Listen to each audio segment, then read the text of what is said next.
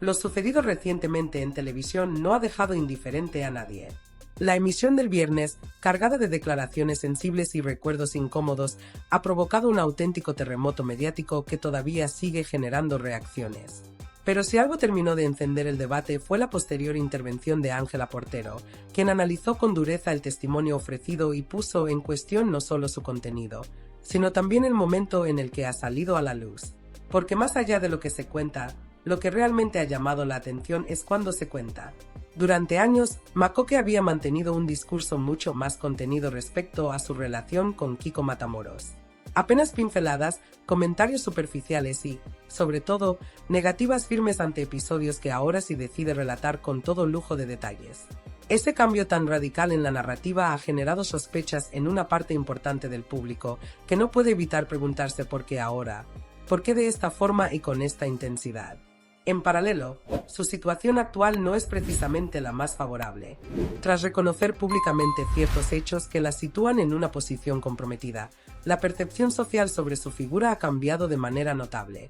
Y es en ese contexto donde aparece este testimonio cargado de dramatismo que muchos interpretan como un intento de reconectar emocionalmente con la audiencia, de despertar compasión y de suavizar una imagen que se ha visto seriamente deteriorada en los últimos tiempos. Lo que antes se negaba de forma categórica, ahora se matiza o directamente se confirma. No todo, pero sí lo suficiente como para que el espectador tenga la sensación de que durante años se construyó un relato incompleto. Uno de los puntos más impactantes es el reconocimiento de una infidelidad ocurrida en Ibiza, algo que en su momento fue desmentido con rotundidad y que ahora se presenta como un episodio clave en la historia de la pareja. Según explica, aquel encuentro con un joven profesional desencadenó una serie de acontecimientos que terminaron afectando profundamente a la relación. Durante mucho tiempo, decidió ocultarlo, negarlo incluso cuando las sospechas eran evidentes. No fue hasta la separación cuando decidió asumirlo públicamente, reconociendo que ese momento marcó un punto de inflexión definitivo.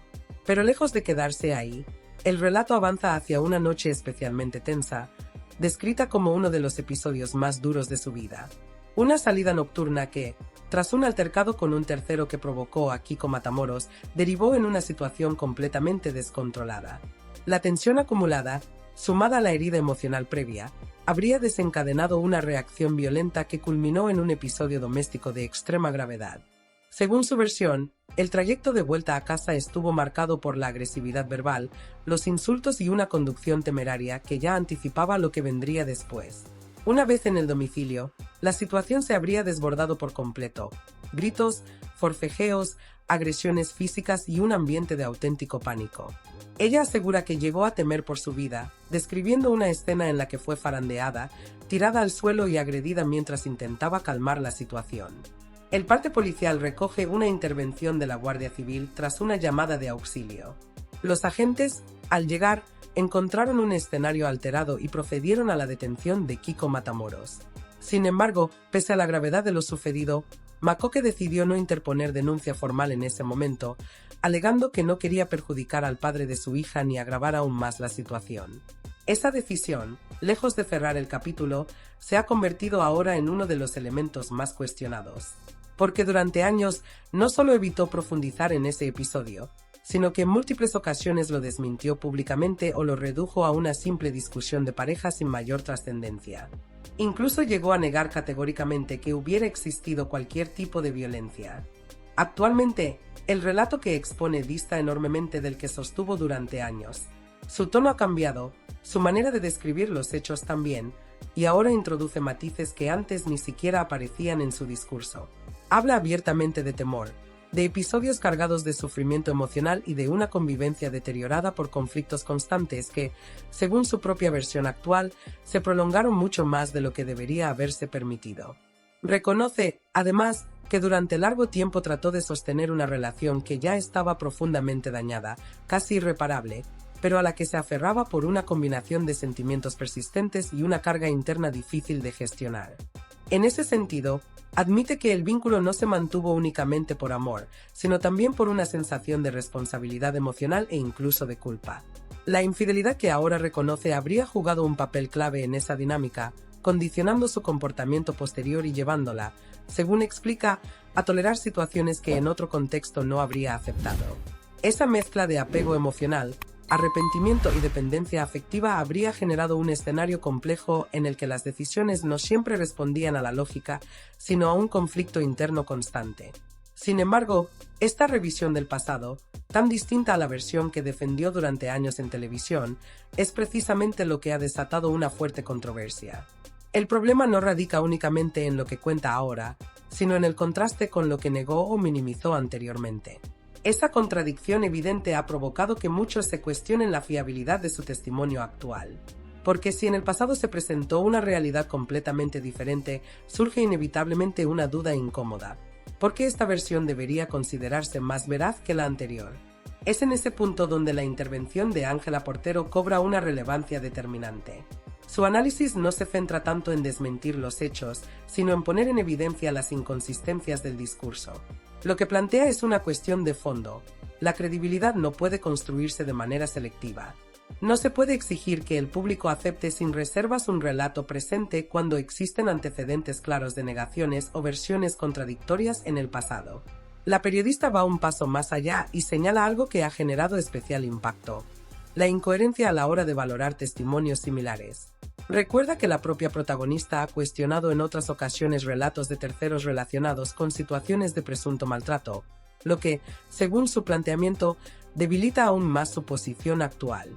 Esta aparente contradicción alimenta la percepción de que existe una doble vara de medir, donde algunos discursos se validan y otros se desacreditan dependiendo del contexto o del interés del momento. Esa crítica ha calado con fuerza en la audiencia, generando una división muy marcada. Por un lado, están quienes consideran que se trata de una confesión valiente, que llega tarde pero que responde a una necesidad real de contar lo vivido. Por otro, quienes interpretan este cambio de narrativa como un movimiento estratégico, cuidadosamente medido para reconstruir una imagen pública deteriorada y recuperar el favor del público. A todo esto se suman elementos que no terminan de encajar del todo y que siguen alimentando el debate. El hecho de no haber continuado con acciones legales en su momento, la ausencia de medidas de protección posteriores, sobre todo, la prolongación de la relación durante años tras los episodios descritos, generan interrogantes difíciles de ignorar. Son aspectos que, lejos de aclarar la situación, introducen nuevas dudas y refuerzan la sensación de que hay piezas del relato que no terminan de encajar entre sí. En este contexto, el testimonio adquiere una dimensión mucho más compleja.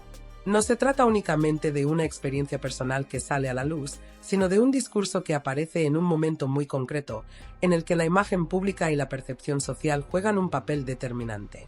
Para algunos, representa un acto de sinceridad tardía. Para otros, una maniobra calculada que busca desviar la atención de otros asuntos y generar un nuevo marco narrativo más favorable.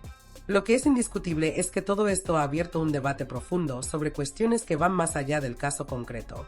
Se está hablando de credibilidad, de memoria, de cómo evolucionan los relatos con el paso del tiempo y de la responsabilidad que implica exponer determinadas vivencias en un entorno mediático. Porque cuando estas historias se hacen públicas, no solo afectan a quienes las protagonizan, sino también a la forma en que la sociedad interpreta y valida este tipo de situaciones. Mientras tanto, la figura de Ángela Portero se consolida como un elemento clave dentro de esta controversia. Su intervención ha servido como catalizador del debate, obligando a replantear muchas de las certezas que parecían asumidas. No se ha limitado a cuestionar, sino que ha introducido una reflexión más amplia sobre la coherencia y la honestidad en los discursos públicos. Así, el foco ya no se sitúa únicamente en lo que ocurrió en el pasado, sino en cómo se construyen y reconstruyen los relatos con el tiempo. ¿En qué momento se decide contar una historia? ¿Por qué se hace de una determinada manera y hasta qué punto responde a una necesidad personal o a una estrategia mediática? Porque, al final, la sensación que queda es que aún hay demasiadas incógnitas abiertas, demasiadas versiones enfrentadas y una verdad que, probablemente, sigue siendo mucho más compleja de lo que se ha mostrado hasta ahora.